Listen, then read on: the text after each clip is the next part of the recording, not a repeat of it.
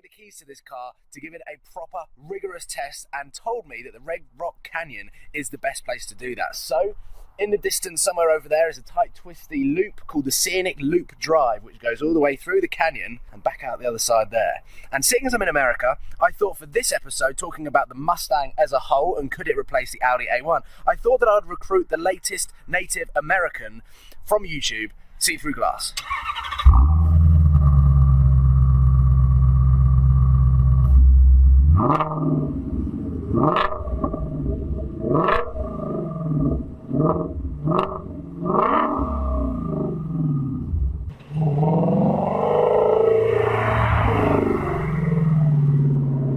For the second time in this series, I've got a guest who's going to help me break this car down. Not only as a Shelby GT350, but as a Mustang. Sam from See Through Glass, who is now a resident American. Howdy!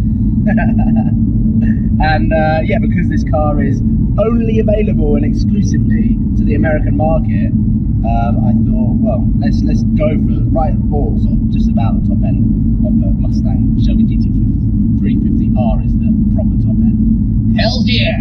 Just needed America! I just needed one. Just one bit. Yeah, fine. Horses. Should we ride some? Mustang. Horses. It's a sign. It is a sign. On arrival at the Red Rock Canyon National Reserve area, it is a one-way road. So essentially, we can take the racing line. $7 for a private racetrack. I mean, not officially a private racetrack, but it is. A one-way toll road. Yeah. It's exactly the same as a Nürburgring. This is the American Nürburgring. Either of the routes. Good morning, how are you? Good. 13-mile scenic drive. Radar on Force 35, but this car's got no front plate or back plate. Good luck explaining that to the cops.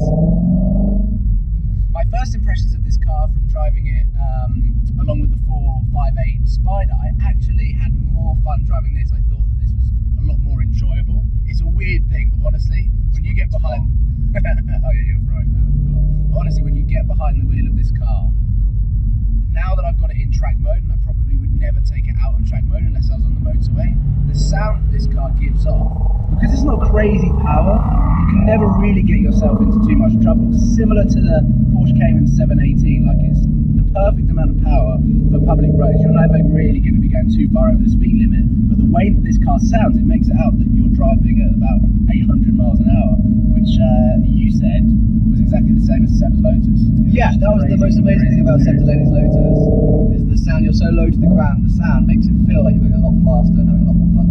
Yeah. Than you are. See now, that's only 3,000 RPM. That was me. This car hasn't got rev match. It just incentivizes you in track mode. And I'm completely short shifting everywhere. But it's pretty good, isn't it? Yeah. It's good. It sounds good.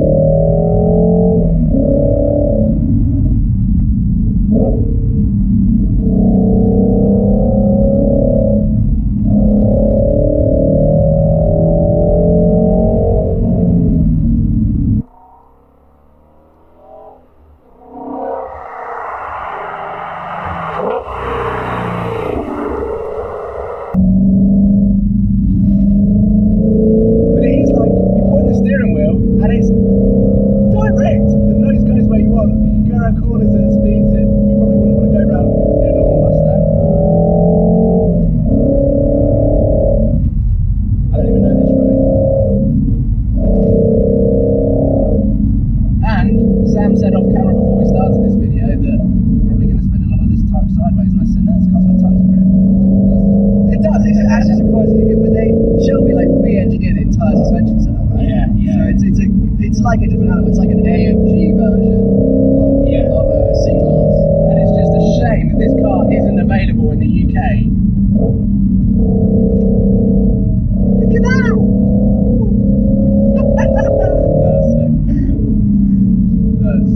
Even though we're driving the Shelby GT350, I think let's just talk about the Mustang as a whole, and could it replace the Audi A1? Because the A1 was a phenomenal car. I think to start with, I'm going to start on a negative with the Mustang, because the rear seats are pretty bad. Are they bad? Yeah, because I remember I sat in the back of the Mustang, and like, because the slanting roof, which obviously gives it a really nice aesthetic look from the outside, practicality wise, if you've got two adults in the back there, they are going to have crooked necks by the end of the journey.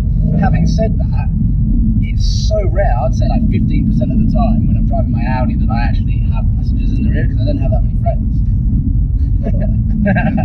So to be honest, I could probably get a two-seater as my daily, but all of the positives pile on top of the sort of poor headroom in the rear and just outweigh everything. I love the Mustang, I love the way it looks. If you're watching this from the US, then I think you just need to come to the UK and see how scarce the Mustang is, because when you see them, you do get excited.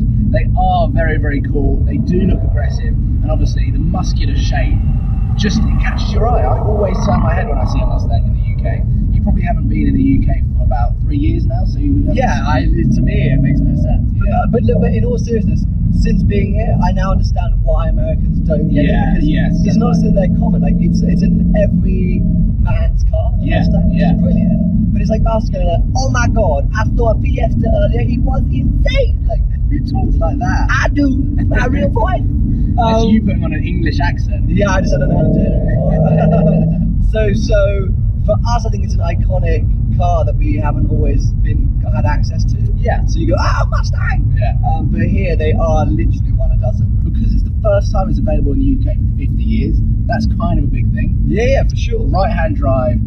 It's an epic car, and of course, for a V8, £35,000 for a brand new car, you cannot get better.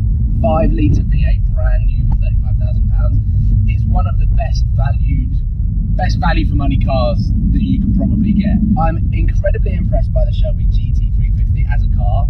I would love to get behind the wheel of this car on a track, but also the Shelby GT350R, because that is the track focused. That's the one. Stripped out, it will have even firmer suspension. It'll even sound more brake horsepower. Not officially confirmed by anyone, but a friend of mine went to a track with a GT350R and a Porsche 911 GT3. Yeah. And the GT3 could not keep up with the 350R. Now that is very driver dependent and blah blah blah, but just the fact that it can happen, it's even potential, because that GT3 on the track is insane. Yeah. So even with a really bad driver, you think it would destroy most things. So when I heard that, I was like, holy crap, that thing must be good. Yeah. Because I'm in America, and because I'm with a newly American guy, I thought that it was the perfect opportunity to test a car that isn't available in the UK, but then obviously talk about the UK version. And I know Car Throttle did a video of all of the 10 differences between the US and the Euro Mustang, and there is a lot. There is a lot. We get a watered down version. Yeah, we do. But I would I'd change that if I got a Mustang. I would make sure that it had all the squash in it possible. You could just literally rebuild it. Yeah, that's exactly what I would do. So I think the Mustang is like, out of all of the cars that I've tested, the S3, talked about the RS3 from experience, the A45, the hatchbacks for me, like I think I want to move away from the hatchbacks now. Just thinking off the top of my head and thinking out loud, I want to move away from the Audi A1 and the 2 doors or the 5 doors. This has got 2 doors, but like I said previously, like I don't use the rear seat that much. I think if we're going to round off here, the Mustang is a potential. Comment below if you think that's a good idea or not. I like the idea of going for a sports coupe and something a little bit more spicier than an A1. And yeah, it's just a shame that the Shelby GT350 isn't available in the UK, because if it was, and it was available in right-hand drive, I'd be straight down to the Ford dealership. I love this. I think it'd just be, they would be as popular in the UK as they would be here, I think. Yeah. It's an unbelievable car. So as much as I would love to hang around here all day long, and to be honest, take a bunch of cars here and it's an awesome road and awesome scenery. Drive here all day long. I do unfortunately have to give this car back, and we are headed back to Los Angeles today, which I am very excited about. Las Vegas has been fun. SEMA has been incredible. So, I mean, I've had tons of fun. Hopefully you've enjoyed this video and a quick insight into the Shelby GT350, and hopefully Sam here has enjoyed being a passenger on some more erratic driving on this single-way toll road. It's been a while since I've been in the car. So your head. Coming back to LA.